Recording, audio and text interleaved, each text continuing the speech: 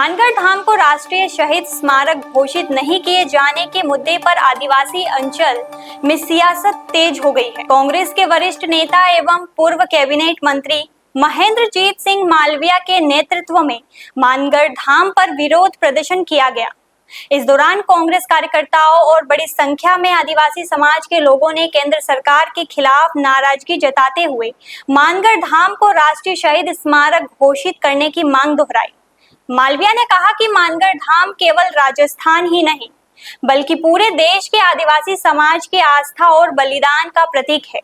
उन्होंने आरोप लगाया कि केंद्र सरकार का यह फैसला गोविंद गुरु और वर्ष 1913 में शहीद हुए करीब 1500 आदिवासियों के बलिदान का अपमान है।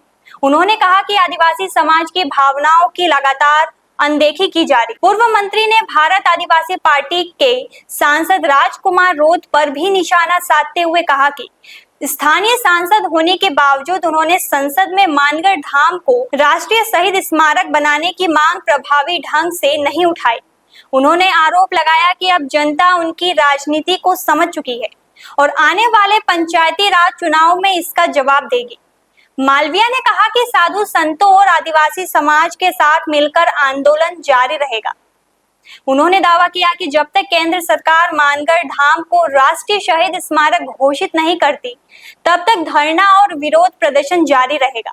इसी दौरान उन्होंने विवादित टिप्पणी करते हुए कहा कि क्या 1500 और आदिवासी शहीद होंगे तब केंद्र सरकार जागेगी। पिछले 40 साल से हम तमाम साथी उस मानगढ़ के विकास के लिए काम कर रहे हैं और देखते ही देखते यहाँ पे शहीद स्मारक बना, यहाँ पे म्यूजियम बना, गुरुजी की मूर्ति लगी, सड़क, पानी, बिजली और कई तरह की सुविधाएं, शहीद स्मारक बना, कई तरह की सुविधाएं हमने जो भी सरकारें रही उन सरकारों में काम हमने पूरा कराया।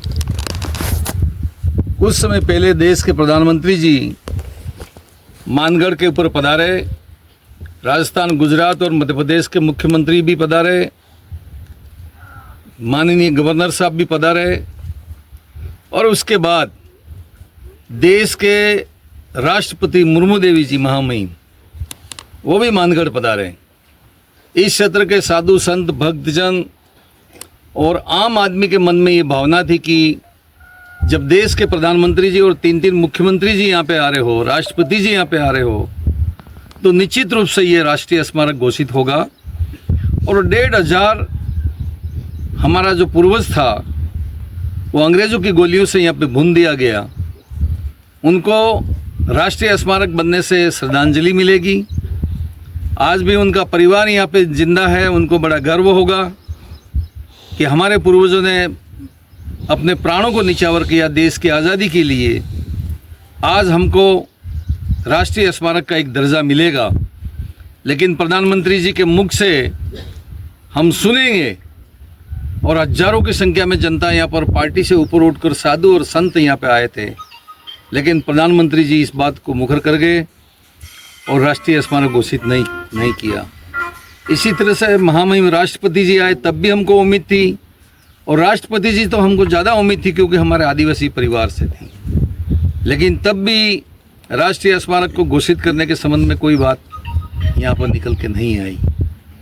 कल लोकसभा के अंदर यहाँ से 1000 किलोमीटर दूर हमारे सांसद बेनीवाल जी, हनुमान जी, जिन्होंने लोकसभा में प्रश्न लगाया कि शहीदों की भूमि और आदिवासियों का बलिदान उस मानगढ़ को सरकार राष्ट्रीय स्मारक घोषित करे या नहीं करना चाहती है। इस पर हमारे राजस्थान के मंत्री जी गजेंद्र सिंह जी, इन्होंने स्पष्ट रूप से जवाब दिया कि मानगढ़ को हम राष्ट्रीय स्मारक घोषित नहीं करना चाहते। जब ये बात सुनी तो पूरे ही देश के अंदर एक तरह का वातावरण बना, एक नाराजगी का, भारतीय जनता पार्टी सरकार के नाराजगी का कि क्या ऐसे कारण रहे कि प्रधानमंत्री जी वहाँ पे गए, राष्ट्रपति जी वहाँ पे गए, गवर्नर साहब वहाँ पे गए और इतना बड़ा बलिदान इस देश के अंदर एक किसी भी स्थान पे नहीं हुआ है।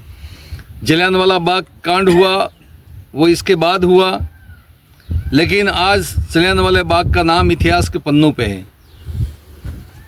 हमारे इस मानगढ़ का इतिहास इस तरह से पन्नों पे नहीं है किसी भी हिंदुस्तान के इतिहास में। हमारे माननीय अशोक जी गहलोत साहब मुख्यमंत्री थे तब हमने भारत सरकार के संग्रहालय से मानगढ़ का इतिहास निकाल के लाए, और जिस शहीद स्मारक के ऊपर हम खड़े हैं उस शहीद स्मारक को बनाने के लिए अशोक गहलोत साहब ने 3 करोड़ रुपए की स्वीकृति दी, और जब बनने के बाद वो हेलीकॉप्टर लेके खुद मानगढ़ आए और ये जो शहीद स्मारक है उसको राष्ट्र के नाम और जनता के नाम समर्पित किया। इतना कुछ होने के बाद भी हमारे यहाँ के सांसद जो हर बार इस मानगढ़ के ऊपर आते हैं, कभी भील प्रदेश की बात करते हैं, कभी अनुसूची 5 की बात करते हैं और जनता से वोट लेके चले जाते हैं। जब यहाँ के वो सांसद थे तो उनकी जिम्मेदारी बनती थी, खुद ने प्रश्न नहीं लगाया। जब बेनीवाल जी ने प्रश्न लगाया तो पूरक प्रश्न के अंदर ये पूछ सकते थे कि भारत सरकार और राजस्थान सरकार भविष्य के अंदर भी क्या मानगढ़ को राष्ट्रीय स्मारक बनाने की मंशा रखती है, लेकिन वो वहाँ पर बैठे रहे, सुनते रहे, एक शब्द भी मानगढ़ के बारे में नहीं बोला। ये तमाम साथी यहाँ पे जितने आए हैं, ये साधु संत भी हैं, नौजवान भी हैं, और मानगढ़ के अंदर शहीद होने वाले पूर्वज हमारे थे, इनके परिवार के हैं। हम पुरजोर तरीके से भारतीय जनता पार्टी का विरोध करते हैं और हमारे यहाँ के सांसद और विधायक इनका भी विरोध करते हैं। मानगढ़ धाम की जय, मानगढ़ धाम की जय।